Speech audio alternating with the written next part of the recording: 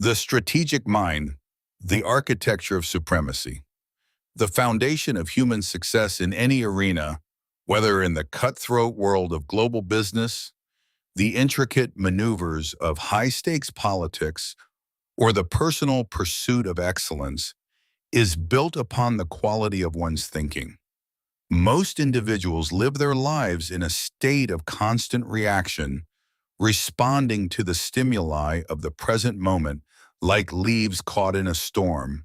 They react to their emotions, to the demands of others, and to the immediate pressures of their environment. However, there exists a different way of existing, a way that is defined by the strategic mind. This is a mind that does not merely exist in the world, but seeks to shape it. To possess a strategic mind is to step out of the chaos of the immediate and into the clarity of the long term. It is the art of seeing the invisible threads that connect cause and effect, and the discipline to act not on impulse, but on intent. True strategy begins with the radical acceptance of reality. The greatest enemy of the strategist is not a powerful competitor or a failing market. It is one's own ego and self-deception. Human beings have a natural tendency to see the world as they wish it to be, filtered through their hopes, fears, and internal biases. This fog of illusion is where most mistakes are born. The strategist, however, practices the cold clinical analysis of facts. This involves stripping away every layer of personal feeling to look at a situation with total objectivity. You must be willing to acknowledge the harsh truths about your limitations, the strength of your opponents, and the volatility of your environment. Only when you see the terrain clearly can you hope to navigate it successfully. This clarity is the source of all power.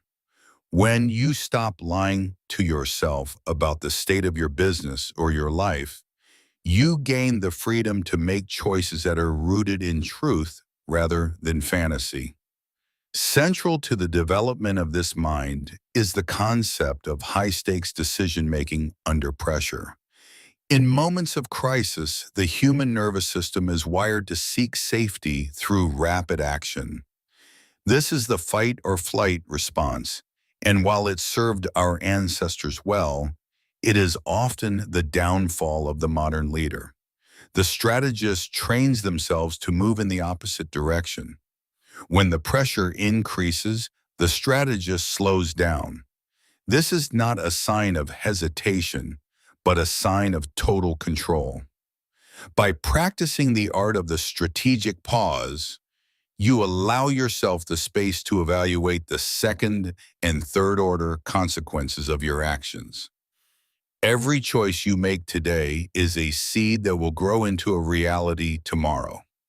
If you act out of fear, you plant the seeds of future panic. If you act out of ego, you plant the seeds of future ruin. The strategic mind looks at the entire board, understanding that a move that looks profitable in the short term may actually be a trap that leads to long-term disaster. One must also master the management of energy and resources. In any competitive environment, resources are always limited. The amateur spreads their efforts thin, trying to be everything to everyone and attempting to win on every front simultaneously. This fragmentation of energy leads to exhaustion and mediocrity. The strategist, however, understands the principle of concentration. Strategy is the art of saying no to 1,000 good opportunities so that you can say yes to the one great opportunity.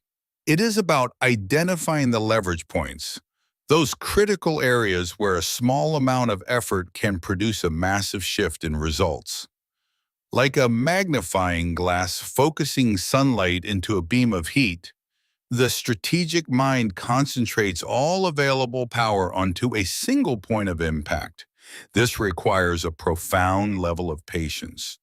You must be willing to wait, to conserve your strength, and to ignore the distractions of the crowd until the perfect moment for action arrives. Beyond concentration, there is the necessity of psychological warfare and the understanding of human nature. No plan exists in a vacuum. Every move you make is made against an opponent who is also thinking, planning, and reacting. To be a master strategist, you must become a student of the human soul. You must learn to read the motivations of others, to identify their fears, and to predict their reactions. This is not about manipulation for its own sake, but about the alignment of incentives. By understanding what others truly value, you can create situations where their self-interest serves your strategic goals. Furthermore, you must learn the art of concealment. The most effective strategy is the one that is never seen until it is too late to stop. By masking your true intentions and maintaining a level of mystery, you keep your competitors off balance and defensive. Power is most effective when it is perceived but not fully understood. The final and perhaps most vital pillar of the strategic mind is the mastery of adaptability. A plan, no matter how brilliant, is merely a hypothesis about the future. The moment that plan meets the friction of reality, it will begin to fail. The rigid mind clings to the original plans, seeing change as a threat and refusing to let go of a sinking ship. The strategic mind, however, is like water. It is fluid, yielding, and constantly finding the path of least resistance. This does not mean you lack a goal. It means you are willing to change your methods to reach that goal. This is the paradox of strategy. You must be absolutely firm in your vision, but completely flexible in your execution. By embracing uncertainty and viewing disruption as a source of opportunity, you become anti-fragile. You do not merely survive chaos, you thrive because of it. Every obstacle becomes a stepping stone, and every setback becomes a lesson in how to refine your approach. To live with a strategic mind is to accept that you are the soul